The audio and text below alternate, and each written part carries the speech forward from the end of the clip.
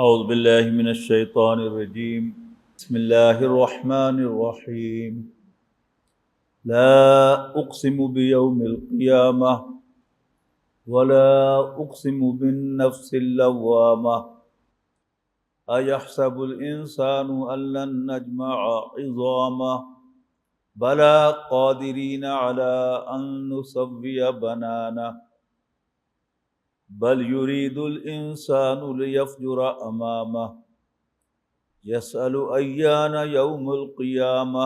قرآن مجید کی صورتوں کے نام بس نام ہیں بالعموم، کہ قرآن مجید کی اس صورت میں سے کوئی ایک لفظ لے کر صورت کا نام دے دیا گیا۔ عام طور پر احادیث کے اندر جو ابتدائی کلمات ہیں سورت کے، انہی سے سورت کو ریفر کیا جاتا ہے، جیسے الم نشرح، اذا جاء نصر اللہ، تبت یدا ابی لہب، اذا الشمس کورت، اذا السماء انفطرت۔ لیکن قرآن مجید کی کچھ صورتیں یقیناً ایسی ہیں کہ جن کے نام ان کے عنوان ہیں۔ ان کی سب سے بڑی مثال جو ہے وہ سورۃ قیامہ ہے، کہ اس میں از اول تا آخر قیامت ہی کا تذکرہ ہے۔ ابھی ہم اس کو دیکھیں گے تو بات آپ پر واضح ہوگی کہ واقعتاً از اول تا آخر قیامت ہی کا تذکرہ ہے۔ صرف درمیان میں 4 آیات ایسی ہیں، وہ بھی میں انشاءاللہ واضح کروں گا کہ وہ کس اعتبار سے آئی ہیں اور وہ اس مضمون سے کیسے متعلق ہیں۔ قیامت کے بارے میں یہ بات یاد رکھنے کی ہے کہ 2 بڑی حقیقتیں، ایک موت اور ایک قیامت، یہ دونوں بڑی حقیقتیں ہیں، لیکن قیامت کے ماننے والے بھی ہیں اور قیامت کے منکر بھی ہیں، لیکن موت کا انکار کرنے والا کوئی نہیں۔ لیکن اس کے باوجود موت انسان کو یاد نہیں رہتی۔ میرا آپ کا یہ سب کا تجربہ ہے، اگرچہ نیکسٹ مومنٹ کا بھی یقین نہیں ہے، لیکن پھر بھی یاد نہیں رہتی۔ یعنی یہ نہیں پتا کہ اگلا لمحہ آئے گا کہ نہیں آئے گا، یہاں سے اٹھنا ہوگا کہ نہیں ہوگا، واپس آپ کا اپنی سیٹوں پر جانا اور میرا یہاں سے نکل کر گاڑی میں بیٹھنا ممکن ہوگا کہ نہیں، آج شام آئے گی کہ نہیں، کل آئے گا کہ نہیں، اگلے ماہ ہم یہاں ہوں گے کہ نہیں ہوں گے، اگلے سال ملاقات ہوگی کہ نہیں ہوگی، کچھ معلوم نہیں ہے۔ لیکن اس کے باوجود موت کا ایمان ہونے کے باوجود، یقین ہونے کے باوجود ہمیں یاد نہیں رہتی۔ لیکن قیامت تو سرے سے ڈیوائیڈڈ ہے اس اعتبار سے کہ اس بڑی حقیقت کو ماننے والے بھی ہیں اور اس کا انکار کرنے والے بھی ہیں۔ پھر اس کا انکار بھی یعنی کئی لیولز پر ہوتا ہے۔ یعنی یوں آپ کہہ سکتے ہیں کہ آخرت کے انکار کے کئی شیڈز ہیں۔ جو کروڈ انکار ہے وہ کیا ہے کہ اٹس امپاسبل، ہو ہی نہیں سکتا۔ یعنی قرآن مجید میں بار بار کہا گیا ہے کہ کفار کا قول نقل کیا گیا ہے کہ جب ہم مٹی میں مل کر مٹی ہو جائیں گے، ہماری ہڈیاں بھی گل سڑ جائیں گی، اِنَّا لَمَبْعُوثُونَ، تو کیا پھر ہم اٹھائے جائیں گے نئے سرے سے۔ اب ذرا اس میں سائنٹیفک ڈائمنشن بھی ایڈ کر دی گئی کہ سیل جب ایک دفعہ ڈیڈ ہو جائے تو پھر وہ دوبارہ زندہ نہیں ہو سکتا۔ لہذا قرآن مجید میں سب سے زیادہ اسی چیز کو ایڈریس کیا گیا ہے کہ اللہ تعالیٰ کے لیے کوئی بڑا کام نہیں ہے۔ یعنی بالعموم قرآن مجید میں جہاں اللہ تعالیٰ کی قدرتوں کا تذکرہ ہوتا ہے، آسمان، زمین، یہ سیارے، یہ ستارے، ہواؤں کا نظام، بارش کا نظام، ان سب کا جب تذکرہ ہوتا ہے، پودوں کے اگنے کا، فصلوں کے پکنے کا، پھلوں کے پکنے کا، آخر بات کیا ہوتی ہے؟ جس اللہ کی یہ طاقت ہے، کیا وہ مردوں کو زندہ نہیں کر سکتا؟ اس صورت کے آخر میں یہ بات آئے گی، لیکن یہ قرآن مجید میں ہر جگہ ہے۔ عام طور پر ہوتا یہ ہے کہ ہم اللہ تعالیٰ کی قدرتوں کی اس ڈسکرپشن میں اتنے گم ہو جاتے ہیں کہ ہمیں آخری کنکلوژن جو ہے وہ نظر میں نہیں آتا۔ اس کی میں سادہ سی مثال دیتا ہوں۔ سورۃ قاف کے اندر، اور یہ یاد رکھیے گا، سورہ قاف نبی اکرم صلی اللہ علیہ وسلم کی فیوریٹ صورتوں میں سے ہے، اور ایک صحابی فرماتے ہیں کہ نبی اکرم صلی اللہ علیہ وسلم ہر خطبے میں سورۃ قاف ہمیں سنایا کرتے تھے، قاف، کاف نہیں۔ اور نبی اکرم صلی اللہ علیہ وسلم سے سن سن کر یہ صورت مجھے یاد ہو گئی۔ اب اس صورت میں کیا ہے، آغاز یہیں سے ہوا کہ کافر کہتے ہیں کہ یہ بڑی عجیب بات ہے جو محمد کہہ رہا ہے صلی اللہ علیہ وسلم کہ ہم دوبارہ اٹھائے جائیں گے۔ تو وہاں فرمایا افلم ينظروا الى السماء فوقهم، کیا انہوں نے اپنے اوپر آسمان کو نہیں دیکھا؟ کیف بنیناها وزیناها وما لها من فروج، کہ ہم نے اس کو کیسے بنایا، کیسے سنوارا، ڈیکوریٹ کیا، اور اس میں کہیں تم فلا نہیں دکھا سکتے کہ یہاں ایسے نہیں ایسے ہونا چاہیے۔ پھر آسمان سے ہم نے پانی برسایا جس کے ذریعے سے نباتات اگائیں۔ پھر اس کو بیان کیا وَنَزَّلْنَا مِنَ السَّمَاءِ مَاءً مُبَارَكًا فَأَنبَتْنَا بِهِ جَنَّاتٍ وَحَبَّ الْحَصِيدِ، کہ ہم نے آسمان سے برکت والا پانی اتارا اور پھر اس سے ہم نے اناج بھی اگایا اور باغات بھی اگائے۔ پھر کھجور کے درخت جن کے گچھے جو ہیں وہ تہ بتہ ہوتے ہیں، وہ بھی ہم نے اس سے اگائے۔ اور اس کے بعد فرمایا کہ یہ جو پانی ہم آسمان سے نازل کرتے ہیں، وہ احیینا بہ بلدۃ میتا، اس کے ذریعے سے ہم مردہ زمین کو زندہ کرتے ہیں۔ آخری جملہ کیا ہے، کذالک الخروج، ایسے ہی قبروں سے نکلنا ہوگا۔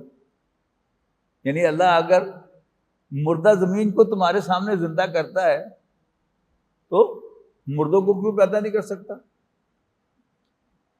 ٹھیک ہے نا؟ تو پہلے سب سے اس صورت میں بھی اسی کو ایڈریس کیا گیا ہے۔ بات بڑی عجیب انداز سے شروع کی گئی ہے کہ ایک ایشو جو ڈسپیوٹڈ ہے اس کی قسم کھا لی گئی ہے۔ اللہ تعالیٰ اسی کی قسم کھاتا ہے کہ تمہیں ڈاؤٹ ہے اس کے بارے میں، but I swear by it, لا نہیں، اقسم بیوم القیامہ، میں قیامت کے دن کی قسم کھاتا ہوں، ولا اور نہیں، اقسم بالنفس اللوامہ، میں ملامت کرنے والے نفس کی قسم کھاتا ہوں۔ یہ تو آپ کو معلوم ہے کہ فلسفے میں ہمیشہ سے دو گروپ رہے ہیں، آئیڈیلسٹ اور ریئلسٹ یا میٹیریلسٹ۔ ہمیشہ سے کچھ لوگ اللہ کو ماننے والے رہے ہیں اور کچھ اللہ کا انکار کرنے والے رہے ہیں۔ اب اللہ کا انکار کرنے والے پھر اس کائنات کو کیسے ایکسپلین کرتے ہیں؟ وہ کہتے ہیں کہ یہ ہمیشہ سے موجود تھی، کچھ ایلیمنٹس کی شکل میں، جو 100 سے زیادہ ایلیمنٹس ہم دیکھتے ہیں، نائٹروجن، ہائیڈروجن، پوٹاشیم، سوڈیم، یہ سب کیا ہیں؟ یہ ایلیمنٹس ہیں۔ ان کے ملنے سے اور ان کے ٹوٹنے سے تبدیلیاں واقع ہوئی، اور پھر ہوتے ہوتے ہوتے یہ کائنات وجود میں آ گئی۔ یعنی ایک بڑی نان سینس سی بات معلوم ہوتی ہے، لیکن بہرحال کوئی 1% بھی پاسبلٹی ہے کہ یہ سب کچھ ایکسیڈنٹلی ہو گیا۔ ٹھیک ہے؟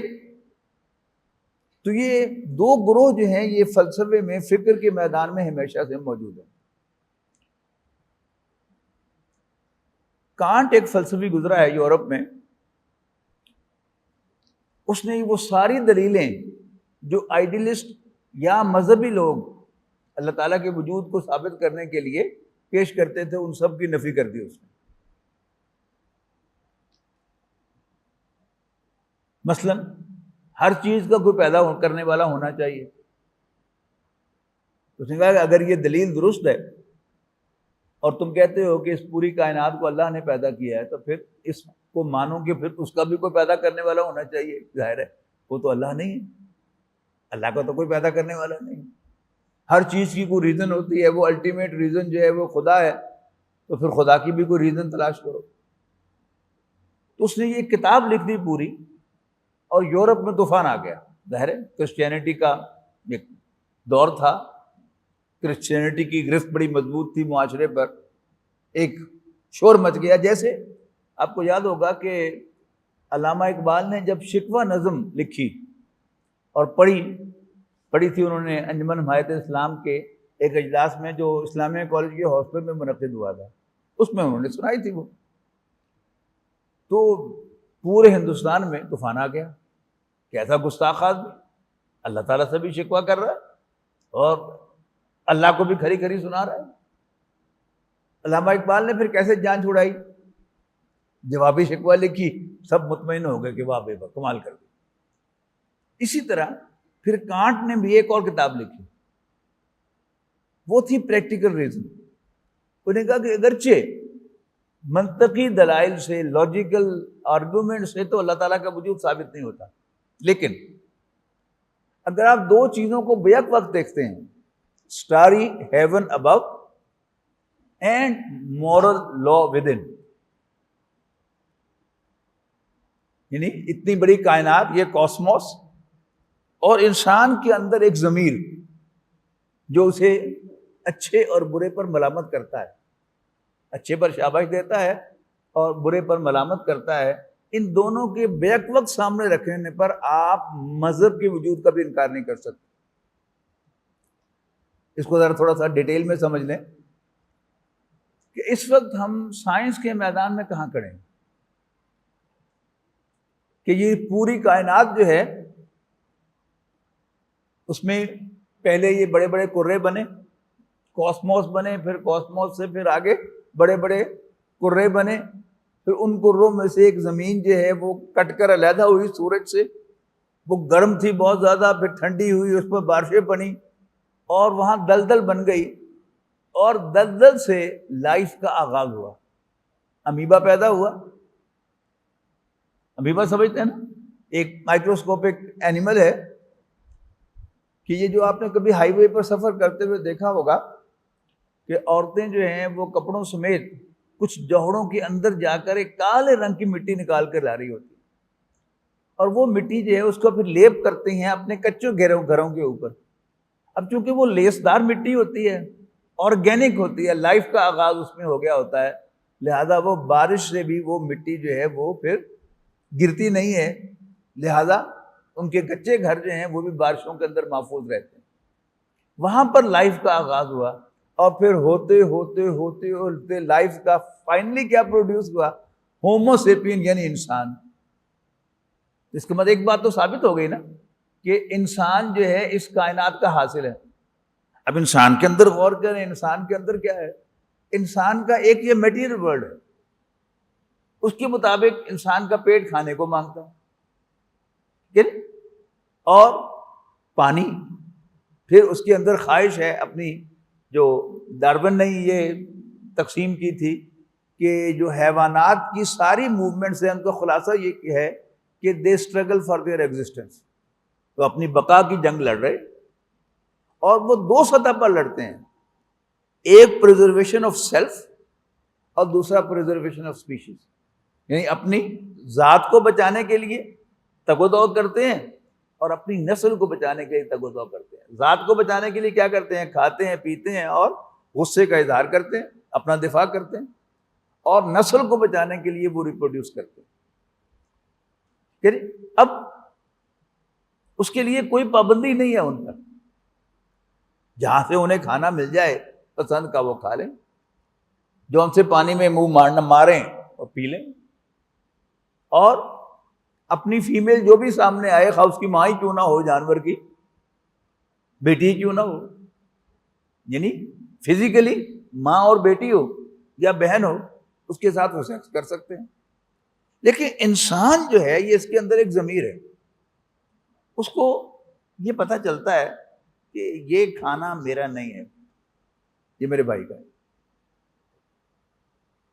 یہ جگہ جہاں میں گھر بنانے لگا ہوں، یعنی پرندے تو کہیں بھی گھر بنا سکتے ہیں نا، لیکن انسان کو پتہ چلتا ہے کہ نہیں یہ جگہ میری نہیں ہے، یہ میرے بھائی کی ہے، یہ میرے چچا کی ہے. تو یہ کیا ہے؟ ایک مورل لا ہے انسان کے اندر. تو گویا یہ پوری کائنات سمٹ پر کہاں آ گئی؟ انسان پر آ گئی. اور انسان سمٹ پر جو اس کے اندر ہے وہ کیا ہے؟ وہ یہ ضمیر ہے. اب اس کی قسم کھائی جا رہی ہے. تو جیسے کانٹ نے کہا کہ starry heaven above and moral law within دونوں کو بیک وقت سامنے رکھیں گے تو مذہب کا انکار نہیں کیا جاتا. اب یہاں اسی ضمیر کی قسم کھائی جا رہی ہے. تو میں عرض کر رہا تھا کہ جو ڈسپیوٹڈ چیز ہے آخرت، اس کی قسم کھا لی اللہ تعالیٰ نے. اس سے پہلے میں آپ کو بتا رہا تھا کہ جی مختلف شیڈز ہیں، ان کو بھی ذرا پہلے نظر سے گزار لیں. یہ ہے کروڈ انکار آخرت کا. اس کے بعد سیمی انکار ہیں اور وہ بے شمار ہیں. ان کو بھی اگر آپ چند ایک کو اپنی نظر کے سامنے لے آئیں اور ان کا جائزہ لے لیں تو پھر انشاءاللہ پورا مضمون سامنے آ جائے گا. سورہ مومنون میں آیا ہے کفار کا ایک قول، ان نظن الا ظنا. گمان سا تو ہوتا ہے محمد جو تم کہتے ہو صلی اللہ علیہ وسلم کہ دوبارہ جی اٹھیں گے اور پھر محاسبہ ہوگا. ان نظن الا ظنا، ظن اردو میں بھی استعمال ہوتا ہے گمان. گمان سا تو ہوتا ہے. وما نحن بمستيقنين، لیکن یقین نہیں آتا. مطلوب تو آخرت کا یقین ہے نا، جہاں سے میں نے آغاز کیا کہ موت کے بارے میں ہمیں یقین ہے کہ آئے گی لیکن اس کے باوجود یاد نہیں رہتی. تو آخرت کے بارے میں تو ماننے میں بھی وہ کیا کہہ رہے ہیں، گمان ایک پاسبلٹی سے نظر آتی ہے لیکن یقین نہیں آتا. یہ دو بھی مختلف چیزیں ہیں. ایک آدمی آگے کہتا ہے کہ جو چوک میں ایکسیڈنٹ ہو گیا، پاسبلٹی تو ہے کسی بھی وقت ایکسیڈنٹ ہو سکتا ہے، لیکن ایکسیڈنٹ ہوا کہ نہیں ہوا یہ کس پر ڈیپینڈ کرتا ہے؟ سورس پر. اگر وہ آدمی ریلائبل ہے تو آپ فوراً مان لیں گے، اور اگر گپی آدمی ہے تو آپ فوراً ڈاؤٹ کریں گے نہیں ہمیں گپی لا رہے ہونا. ٹھیک ہے نا؟ تو یہ دو چیزیں ہیں نا، وما نحن بمستيقنين. پھر قرآن مجید میں سورہ کہف میں ایک واقعہ بیان ہوا ہے دو اشخاص کا، یعنی دو، ایک امیر آدمی ہے اور ایک غریب آدمی ہے. لیکن امیر آدمی اچھے جسچر کا آدمی ہے، غریبوں سے بھی پیار کرتا ہے اور ان سے گپ شپ بھی لگاتا ہے. تو وہ گپ شپ لگاتے ہوئے کہتا ہے کہ اس کے دو باغ ہوتے ہیں اور اس کے اندر اریگیشن کا بڑا زبردست نظام ہے، انگور کی بیلیں ہیں اندر، اور پھر باہر جو ہے وہ کھجور کے درختوں کی باڑ لگی ہوئی ہے اور نیچے کھیتی اگ رہی ہے. تو بڑی زبردست باغ ہے، بڑا پروڈکٹیو باغ ہے. تو کہتا ہے کہ یہ دیکھو سارا انتظام، میں نہیں سمجھتا کہ کبھی یہ سب کچھ ختم ہوگا. ودخل جنتہ وهو ظالم لنفسه قال ما اظن ان تبید هذه ابدا. کہ میں نے اتنے زیادہ پکے بندوبست کیے ہوئے ہیں کہ یعنی اگر ایک چیز پروڈکشن نہیں دیتی تو دوسری پروڈکشن دے گی، دوسری جو ہے وہ بھی پروڈکشن نہیں دیتی تو پھر نیچے جو کھیتی ہے وہ پروڈکشن دے گی. ایسا زبردست انتظام ہے، کبھی ایک ضائع ہو سکتا ہے؟ نو، میں نہیں سمجھتا کبھی ہو. پھر مزید آگے بڑھا، وما اظن الساعۃ قائمۃ، اور میں نہیں سمجھتا کہ قیامت قائم ہوگی. لیکن وَلَئِن رُدِدتُّ إِلَىٰ رَبِّی، لیکن جیسے تم لوگ کہتے ہو مذہبی لوگ کہ قیامت آئے گی اور میں اپنے رب کے حضور پیش بھی کیا گیا، لَأَجِدَنَّ خَيْرًا مِّنْهَا مُنْقَلَبًا، تو میں اس سے بہتر پاؤں گا. یعنی دنیا میں جو سو کالڈ کامیاب لوگ ہیں ان کی عام طور پر یہی سوچ ہوتی ہے. دیکھو نا، ہمارے اندر کچھ گٹس ہیں تو اللہ نے ہمیں دیا، اور تم لوگ یہ عام غریب لوگوں کے بارے میں، ہم سب کھاتے پیتے لوگوں کی یہی رائے ہوتی ہے، ہماری اپنی نہ بھی ہو تو ہماری بیویوں کی یہی رائے ہوتی ہے کہ نہیں یہ بیکار لوگ ہیں، ان کی ہیلپ بھی کی جائے تو یہ کھا اڑا دیتے ہیں. یہ کیونکہ پیسے کو استعمال کرنا نہیں جانتے اس لیے غریب ہیں. اگر یہ سینسیبلی استعمال کریں تو یہ غریب نہ رہیں. تو بالکل وہی کو. اور اگر میں اپنے رب کے حضور لوٹایا بھی گیا لَأَجِدَنَّ خَيْرًا مِنْهَا مُنْقَلَبًا، تو میں اس سے بہتر جگہ پر لوٹایا جاؤں گا. اور تم یہاں بھی جوتیاں چٹکارتے پھر رہے ہو اور وہاں بھی جوتیاں چٹکارو گے. یہ بھی کیا ہے؟ انڈائریکٹلی آخرت کا انکار ہے. بلکہ اس کے جو غریب دوست نے تو اس پر الزام لگایا. جواب میں اس نے کہا اکفرت بالذی خلقک من تراب ثم من نطفۃ ثم سواک رجلا. وہ میرے دوست، یہ کیا ظلم کر دیا تم نے؟ کیا تم نے اس ہستی کا انکار کر دیا جس نے تمہیں مٹی سے پیدا کیا اور پھر ایک نطفے سے پیدا کیا اور پھر تمہیں پورا انسان بنا دیا؟ کیوں تم نے ایسا نہ کہا؟ جب تم اپنے باغ میں داخل ہوئے تو تم کہتے ماشاء اللہ، یہ سب اللہ کی مہربانی ہے. اپنا کوئی کمال نہ کہتے، اللہ کی مہربانی کہتے. اور پھر وہ واقعہ تو پھر آگے پورا اس کے لیے درس چاہیے. یہ آفت آ گئی، اس نے بلکہ اس نے غریب آدمی نے وارن کیا کہ اللہ تعالیٰ تو اس پر قادر ہے کہ تمہارے باغ پر کوئی آفت بھیج دے اور یہ ملیا میٹ ہو جائے. وہی ہو گیا. تو یہ کیا ہے؟ یہ ایک شیڈ ہے آخرت کے انکار کا. پھر اس سے بھی آگے بڑھیں. اللہ تعالیٰ کے غفور الرحیم ہونے پر بہت زیادہ یقین، بلکہ غلط فہمی کی حد تک یقین. یہ مضمون سورۃ انفطار میں آیا ہے، اب زیادہ دور نہیں ہے، انشاءاللہ وہ بھی ہم پڑھیں گے. اذا السماء انفطرت واذا الکواکب انتصرت واذا البحار فجرت واذا القبور بعثرت علمت نفس ما قدمت واخرت. بہت سی قسمیں کھانے کے بعد جب آسمان پھٹ جائے گا اور زمین یہ ہو جائے گی اور ہر انسان کے سامنے اس کے اعمال نامے آ جائیں گے، کیا اس نے آگے بھیجا تھا، کیا پیچھے رکھا تھا، یہ سامنے آ جائے گا. یا ایھا الانسان، اے انسان، ما غرک بربک الکریم، تجھے اپنے رب کریم کے بارے میں کس چیز نے دھوکہ دے دیا؟ کون سا رب کریم؟ الذی خلقک فسواک فعدلک، جس نے تمہیں بنایا، تمہیں سنوارا اور پھر تمہیں بیلنس کیا ہر اعتبار سے، اور پھر کیسی کیسی تمہاری صورتیں بنائیں.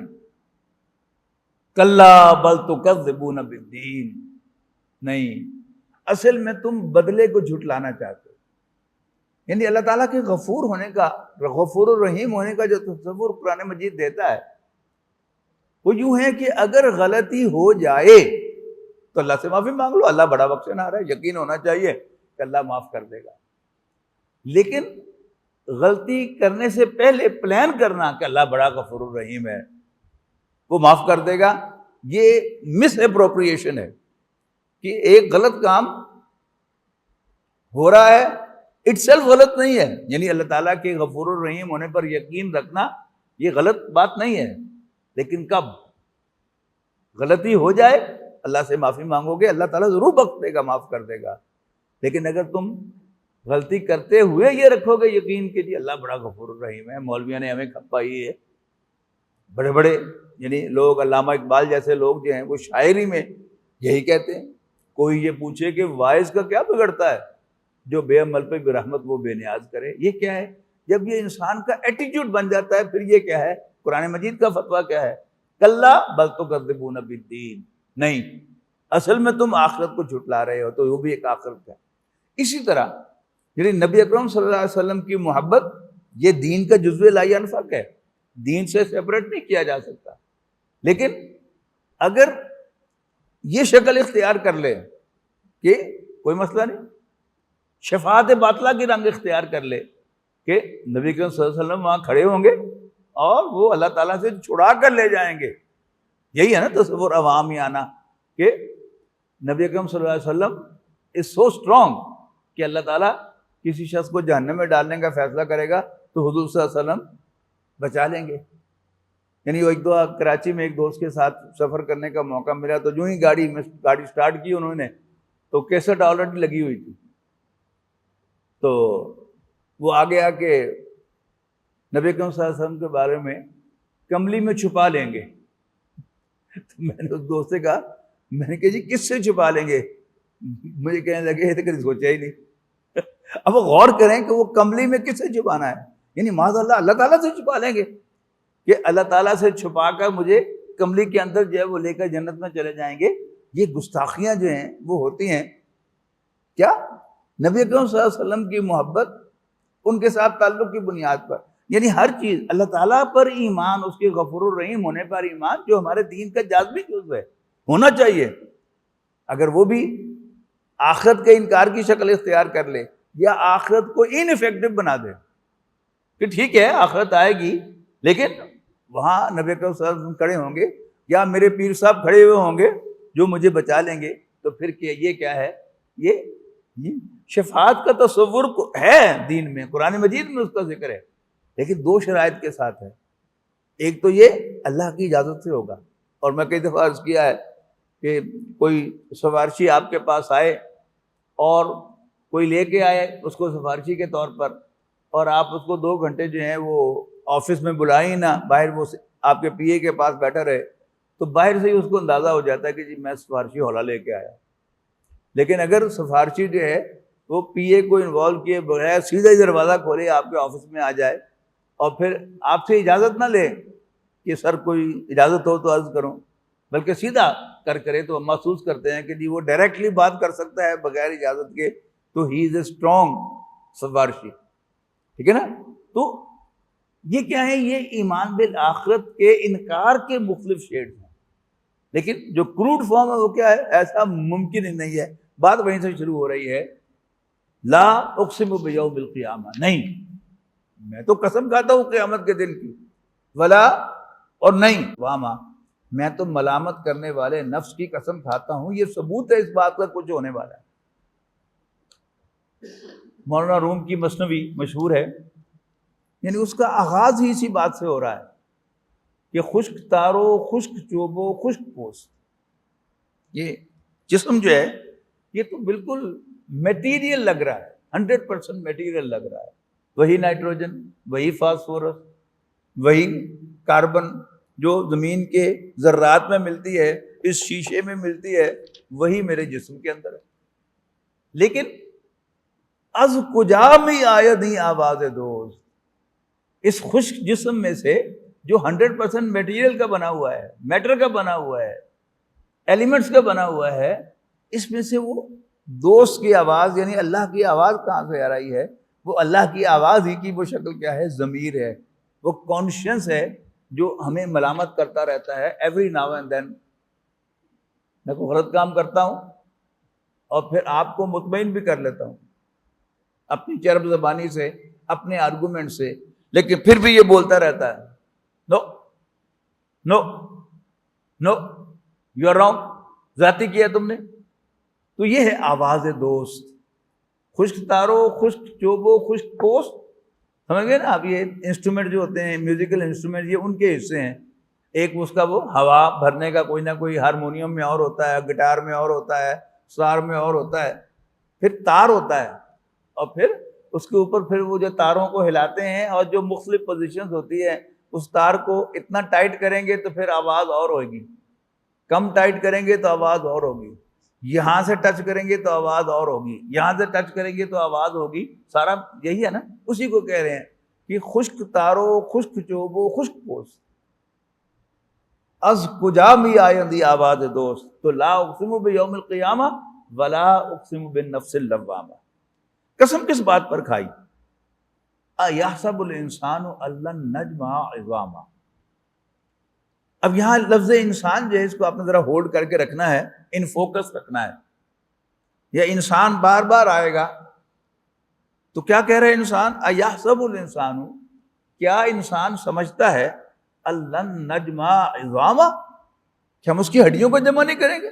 میں نے آپ کو سنائی نا آیات سورۃ قاف کی، اور پھر جگہ جگہ کہا ہے کہ جب ہم ہڈیاں بن جائیں گے اور ہماری ہڈیاں بھی گل سڑ جائیں گی تو کیا ہم پھر اٹھائے جائیں گے؟ تو وہی دہرایا جا رہا ہے، ایحسب الانسان ان لن نجمع عظامہ، کہ ہم اس کی ہڈیوں کو جمع نہیں کریں گے۔ بلا، کیوں نہیں، قادرین علی ان نسوی بنانا، ہم تو اس پر بھی قادر ہیں، قدرت رکھتے ہیں کہ ہم اس کے ہاتھ کے پوروں کو بھی درست کریں۔ یعنی انسانی جسم کے 2 بنیادی حصے ہیں، ایک انسان کا وہ جسم ہے کہ جس کے بغیر انسان زندہ نہیں رہ سکتا، مثلا دماغ، دل، پھیپھڑے، گردے، جگر، ان میں سے کوئی بھی حصہ فیل ہو جاتا ہے تو موت واقع ہو جاتی ہے. ہمارے سامنے روز کوئی کڈنی فیلئر سے فوت ہوتا ہے, کوئی جگر کے فیل ہونے سے فیل ہوتا ہے, لیور کے ڈیمیج سے, کوئی دل کی بیماری سے جاتا ہے, کوئی کینسر ہو گیا کسی بھی جسم کے حصے میں تو انسان چلا جاتا ہے.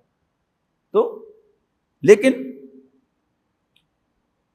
یہ جو انسان کے بازو اور ٹانگیں ہیں, یہ چاروں کی چاروں کاٹ دیے جائیں یا کٹ جائیں کسی وجہ سے تو بھی انسان زندہ رہتا ہے. انگلیاں تو بہت دور کی بات ہے, پورا کا پورا بازو کٹ جائے انسان زندہ رہتا ہے. لیکن اللہ تعالیٰ نے اپنی قدرت کی جو نشانیاں پھیلائی ہیں ان میں سے ایک نشانی ہمارے فنگر پرنٹس ہیں. یعنی اس وقت کتنی آبادی ہے؟ 6 ارب کی آبادی ہے, اور کتنے ارب جو ہے وہ دنیا میں آ کے جا چکے ہیں, اور کتنے ارب اور آنے والے ہیں. انٹرسٹنگلی کوئی 2 انسان جو ہیں ان کے فنگر پرنٹ جیسے نہیں, بلکہ آپ غور سے دیکھیں اپنے رائٹ تھم کو اور لیفٹ تھم کو, یعنی رائٹ تھم لیفٹ تھم کے جو فنگر امپریشن ہے اس سے میچ نہیں کرتا. اس کا مطلب کیا ہے کہ یہ کوئی مشینی ربر سٹیمپ سے نہیں بنے ہوئے. ہم ربر سٹیمپ سمجھتے ہیں کہ ایک ہی ڈیزائن ہے, ٹک ٹک ٹک ٹک ٹک ٹک ٹک بندہ چلا جا رہا ہے. یہ ثبوت ہے کہ اللہ تعالیٰ نے ہر انسان کی ہر انگلی اور ہر انگوٹھے کو انڈیویجول اٹینشن سے بنایا ہے. جس اللہ کی قدرت کا یہ عالم ہے کہ وہ تمام انسانوں کے فنگر پرنٹس کو ڈفرینٹ فرام ایچ ادر بنا سکتا ہے, تو کیا تم سمجھتے ہو کہ وہ مردوں کو دوبارہ زندہ نہیں کر سکتا؟ تو ایحسب الانسان اللہ نجمع عظامہ, کیا انسان سمجھتا ہے کہ ہم اس کی ہڈیوں کو جمع نہیں کریں گے؟ بلا, کیوں نہیں, قادرین, ہم تو قدرت رکھتے ہیں الا ان نسوی بنانا, کہ ہم ہاتھ کے پوروں کو بھی درست کریں. اگلا سوال, اب نبی اکرم صلی اللہ علیہ وسلم کے دل میں اور باقی جو صحابہ ہیں ان کے دل میں بھی خیال آتا ہوگا کہ اتنی obvious بات قرآن مجید کہہ رہا ہے, اللہ کی قدرتوں کا تذکرہ کر کے کہہ رہا ہے کہ کیا دوبارہ زندہ نہیں کر سکتا اللہ, تو یہ بات ان کی سمجھ میں کیوں نہیں آ رہی؟ وہ تو پنجابی کا ایک محاورہ ہے کہ من حرامی ہوئیتا ٹھیر. اب وہ من اس کا حرامی ہے, بل یرید الانسان, اب یہ انسان کے لفظ کو پھر ٹریس کیجیے. اصل میں انسان چاہتا ہے لیفجر امامہ, کہ وہ آگے برائی ہی بھیجے. یعنی نیت اس کی کیا ہے کہ میں برائی نہ چھوڑوں, بلکہ اگلے لمحے, اگلے سال, اگلی ڈیکیڈ میں بھی میں برائی ہی پر قائم رہوں. یہ اس کی نیت ہے. لہذا اب ادھر ادھر کی باتیں کر رہا ہے. اب وہ ادھر ادھر کی باتیں, پہلے اس نے سوال کیا اٹھایا تھا کہ ہماری ہڈیوں کو کیسے جمع کیا جائے گا؟ جب ہڈیاں بھی گل سڑ جائیں گی پھر کیسے جمع کیا جائے گا؟ اچھا, قرآن مجید کے مختلف مقامات پر اس کے مختلف جواب دیے گئے ہیں, لیکن حاصل سب کا ایک ہے کہ اللہ تعالیٰ ہر چیز پر قادر ہے. یعنی سورۃ قاف میں اس کے بالکل آغاز میں کہا گیا ہے کہ ہم جانتے ہیں, ہم خوب جانتے ہیں کہ زمین تمہارے جسموں میں سے کیا کھاتی ہے. ہم خوب جانتے ہیں کہ زمین نے تمہارے جسموں سے کیا کھایا ہے, لیکن ہمارے کمپیوٹر اتنے اسٹرانگ ہیں, ہمارے ساتھ پورا حساب ہے کہ کون کون سا ایٹم اور کون کون سا مالیکول جو ہے وہ نکل کے گیا ہے. ہم زمین کو ایک حکم دیں گے اور وہ واپس کر دے گی, اور پھر جسم پورا کا پورا بن جائے گا اور ہم اس کو زندہ کر دیں گے. یہی تو ایک اسلوب ہے نا کہنے کا. حالانکہ اگر ہم زیادہ غور کریں تو ہر وقت ہماری تبدیلی ہوتی رہتی ہے. یعنی اگر بالکل آپ سائنٹیفک نقطہ نگاہ سے بات کریں تو ہم اس مسجد کے ہال میں بیٹھیں, میں بھی سانس لے رہا ہوں, آپ بھی سانس لے رہے ہیں, انہیل بھی کر رہے ہیں اور ایکسہیل بھی کر رہے ہیں. اچھا, اب کوئی کاربن ڈائی آکسائڈ کا مالیکیول جس کو میں باہر نکالوں, آپ انہیل کر لیں, جو آپ نکالیں میں انہیل کر لوں, ایسا ممکن ہے کہ نہیں؟ بلکہ ایک دلچسپ واقعہ ہے کہ حج کے دوران میں نے ہوٹل کی کھڑکی کھولی کہ تو تالا ہوا لیتے ہیں. اچانک مجھے خیال آیا کہ اس فضا میں تو نبی اکرم صلی اللہ علیہ وسلم حضرت ابراہیم علیہ السلام بھی سانس لیتے رہے ہیں. تو غیر ارادی طور پر میں لمبے لمبے سانس دینے شروع کر دیے کہ کیا پتا کوئی کاربن ڈائی آکسائڈ کا مالیکول جو حضور صلی اللہ علیہ وسلم کے یا حضرت ابراہیم علیہ السلام کے منہ میں سے نکلا ہو, یہاں کہیں پھر رہا ہو تو میں اس کو انہیل کر لوں. تعلق ہے نا ہمارا نبی اکرم صلی اللہ علیہ وسلم کے ساتھ بھی اور ابراہیم علیہ السلام کے ساتھ بھی, سارے صحابہ کے ساتھ بھی. تو یہ تو ایک حقیقت ہے نا کہ جب کاربن ڈائی آکسائڈ جو میں انہیل باہر نکال رہا ہوں یا آپ باہر نکال رہے ہیں, اسی فضا میں پھر رہے ہیں, اور اگلے ہی لمحے کوئی دوسرا جو ہے اس کو انہیل کر دیتا ہے, تو وہ کاربن کا ایٹم جو ہے اور آکسیجن کا ایٹم جو ہے وہ اس کے اندر چلا گیا, وہ اس کے جسم کا حصہ بنے گا, پھر وہ بنے گا. تو ہر آن ہمارا جسم نئے سرے سے بنتا رہتا ہے, اور اللہ تعالیٰ جو ہے وہ نئی کنسٹیٹیوئنٹس جو ہیں ان کو اکٹھا کر کے ایک شکل بنائے گا اور اس میں جان ڈال دے گا. اس میں کوئی مشکل نہیں ہے. تو سوال کیا تھا کہ پھر یہ مانتے کیوں نہیں؟ بات تو بڑی آسان ہے. بل یرید الانسان لیفجر امامہ, اصل میں انسان چاہتا ہے کہ وہ آگے برائی ہی بھیجے. اب ایک اور پینترا بدل لیا. جب اس میں لاجواب ہو گئے کہ اللہ تعالیٰ کیسے کرے گا, اللہ تعالیٰ تو کر سکتا ہے سب کچھ. جس نے یہ سب کچھ بنایا ہے, تمہیں پیدا کیا ہے پہلی مرتبہ, تو دوبارہ کیوں نہیں پیدا کر سکتا؟ بالکل کر سکتا ہے. اب اگلا سوال, یسأل ایان یوم القیامہ, پھر پوچھتا ہے کہ بتاؤ پھر کب ہوگا قیامت کا دن؟ روز ہمیں تڑیاں لگاتے رہتے ہو, ہمیں تھریٹنگ کرتے رہتے ہو, لے آؤ پھر قیامت. کل کیوں, آج کیوں نہیں؟ 10 سال بعد کیوں, ابھی کیوں نہیں؟ تو یہ ہے یسأل ایان یوم القیامہ, سوال کرتا ہے کہ کب ہوگا قیامت کا دن. اب اس کا جواب دیا جا رہا ہے, فَإِذَا بَرِقَ الْبَصَرُ وَخَسَفَ الْقَمَرُ وَجُمِعَ الشَّمْسُ وَالْقَمَرُ, جس دن آنکھیں چندھیا جائیں گی, وَخَسَفَ الْقَمَرُ, اور چاند بے نور ہو جائے گا, اس کو گرہن لگ جائے گا, وَجُمِعَ الشَّمْسُ وَالْقَمَرُ, اور سورج اور چاند اکٹھے ہو جائیں گے. یعنی اللہ تعالیٰ نے کوئی میگنیٹک فورسز رکھی ہوئی ہیں نا کہ چاند اور سورج کا فاصلہ برقرار رہتا ہے. یہاں ٹائم ٹیبل لگا ہوا ہوگا, آپ اس دیکھ لیں کہ اس میں آج مغرب کا وقت کب ہوگا, سورج کب غروب ہوگا, اور آج شام کو آپ دیکھ لیں یہ نقشہ کتنا پرانا ہے, سیکنڈز کے اعتبار سے ایگزیکٹلی وہی ہوگا. یہ کیا ہے؟ اللہ کا بنایا ہوا نظام. لیکن اس دن کیا ہوگا؟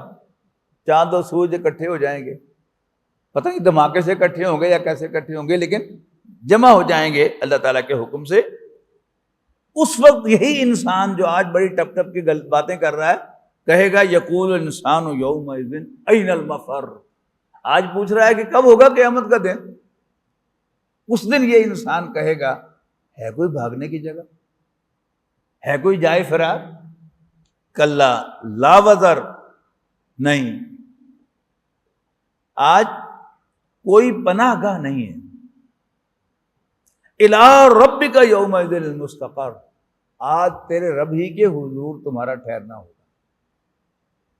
آج بھاگنے کی جگہ نہیں ہے کوئی, بلکہ اللہ تعالیٰ ہی کے سامنے پیشی ہوگی. آج اللہ تعالیٰ ہی کے سامنے حاضری ہوگی. ینبأ الانسان یومئذ بما قدم وأخر, اس روز انسان کو جتلا دیا جائے گا, سارا ریکارڈ اس کو دکھایا جائے گا. یہ نا تمہارا کرتوتے, یہ تم نے کیا تھا, یہ حرکتیں تم نے کی تھی. ینبأ الانسان یومئذ بما قدم وأخر, کہ اس نے آگے کیا بھیجا تھا اور پیچھے کیا رکھا تھا, یا اس نے پرائرٹی کس کو دی تھی, مقدم کس کو رکھا تھا اور مؤخر کس کو کیا تھا. بل الانسان علی نفسہ بصیرہ, پھر وہی ضمیر کی بات آ گئی. یہاں تو ڈاکومنٹ اس کے سامنے لایا جائے گا قیامت کے دن, لیکن آج بھی اگر انسان اپنی گردن جھکائے, اپنے گریبان میں جھانکے, تو اس کو سب خبر ہو جاتی ہے کہ وہ کتنے پائے. میں آپ کو بیوقوف بنا سکتا ہوں, آپ مجھے بیوقوف بنا سکتے ہیں, ایک دوسرے کو بھی ہم بیوقوف بنا سکتے ہیں کہ اپنی پوزیشن کو رکھیں کہ جی آپ بڑا پرفیکٹ کام کر رہے ہیں. لیکن عین اس وقت جب ہم ایک دوسرے کو بیوقوف بنا رہے ہوتے ہیں, یہ بول رہا ہوتا ہے ٹوکرا ہوتا ہے، نہ کر، یو آر رانگ. تو وہ تو قیامت کے دن آئے گا سامنے، لیکن آج بھی انسان خوب جانتا ہے کہ وہ کتنے پانی میں ہے. کہ یُنَبَّأُ الْإِنسَانُ يَوْمَئِذٍ بِمَا قَدَّمَ وَأَخَّرَ بَلِ الْإِنسَانُ عَلَىٰ نَفْسِهِ بَصِيرًا. اصل میں انسان آج بھی اپنے آپ کو خوب دیکھ رہا ہے. وَلَوْ أَلْقَىٰ مَعَاذِيرًا، خواہ کتنے ہی بہانے تراش لے. لا تحرک بہ لسانک لتعجل بہ. اب یہ نبی اکرم صلی اللہ علیہ وسلم سے خطاب ہے. اس کی آپ مثال سمجھیں کہ ایک ٹیچر ہے اسکول کا، بڑی محنت سے پڑھاتا ہے اور ہیڈ ماسٹر کو بھی معلوم ہے کہ یہ بہت محنت کرتا ہے، لیکن طلباء جو ہے اس کو رسپونڈ نہیں کرتے. تو ہیڈ ماسٹر صاحب جو ہیں اس کلاس میں آتے ہیں اور بچوں کو بھی ڈانٹتے ہیں اور استاد صاحب سے کہتے ہیں کہ جی آپ بہت زیادہ محنت نہ کیا کریں، آپ بہت زیادہ محنت کرتے ہیں، ان کے بارے میں زیادہ پریشان بھی نہ ہوا کریں. یو آر ڈوئنگ ویل، میں مطمئن ہوں آپ کی کارکردگی سے، لیکن آپ پریشان نہ ہوں. اب نبی اکرم صلی اللہ علیہ وسلم سے کہا جا رہا ہے کہ آپ قرآن مجید کو یاد کرنے میں جلدی نہ کریں، کہ آپ جو سمجھتے ہیں کہ شاید آپ کی طرف سے کوئی کوتاہی ہے، آپ کی طرف سے کوئی کوتاہی نہیں. لا تحرک بہ لسانک لتعجل بہ. آپ اپنی زبان کو تیز تیز حرکت نہ دیں تاکہ جلدی سے آپ اس کو یاد کر لیں. ان علینا جمعہ و قرآنہ، بے شک ہمارے ہی ذمے ہے اس کو جمع کرنا بھی اور آپ کو پڑھوانا بھی. فَإِذَا قَرَأْنَاهُ فَاتَّبِعْ قُرْآنَهُ. لہذا جب ہم آپ کے سامنے پڑھیں، یعنی جبرائیل ہماری طرف سے آپ کے سامنے قرآن پڑھیں، فَاتَّبِعْ قُرْآنَهُ، تو آپ اس کے پڑھنے کی پیروی کیجئے. ثُمَّ إِنَّ عَلَيْنَا بَيَانَهُ، پھر اس کو سمجھانا بھی، یہ بھی ہمارے ذمہ ہے. یہاں ایک بہت باب بات ہے کہ منکرین حدیث نے، منکرین سنت نے یہ بات جو ہے یہ پھیلانے کی کوشش کی ہے کہ اصل جو پیغام تھا وہ تو قرآن تھا، اور نبی اکرم صلی اللہ علیہ وسلم کا کام صرف قرآن پہنچانا تھا. جیسے ڈاکیہ جو ہے اس کی ذمہ داری کیا ہے؟ وہ خط پہنچانا ہے، خط کے کنٹینٹ سے اس کا کوئی تعلق نہیں ہوتا. معاذ اللہ، نبی اکرم صلی اللہ علیہ وسلم ہرگز ڈاکیے نہیں ہیں، اللہ کے نمائندے ہیں، اور آپ کی ذمہ داری ہے قرآن مجید کی وضاحت بھی. ثم انا، یعنی قرآن کے ٹیکسٹ کے علاوہ بھی ثم انا علینا بیانہ، پھر ہمارے ہی ذمہ ہے اس کی وضاحت، اس کا بیان. اس کے بعد پھر وہی آخرت کا مضمون شروع ہوگا انشاءاللہ. نیکسٹ ٹائم ہم اس کو مکمل کریں گے اللہ نے چاہا تو. آج اتنا ہی کافی ہے. بارک اللہ لی ولکم فی القرآن العظیم ونفعنی وإیاکم بالآیات والذکر الحکیم. بہت شکریہ.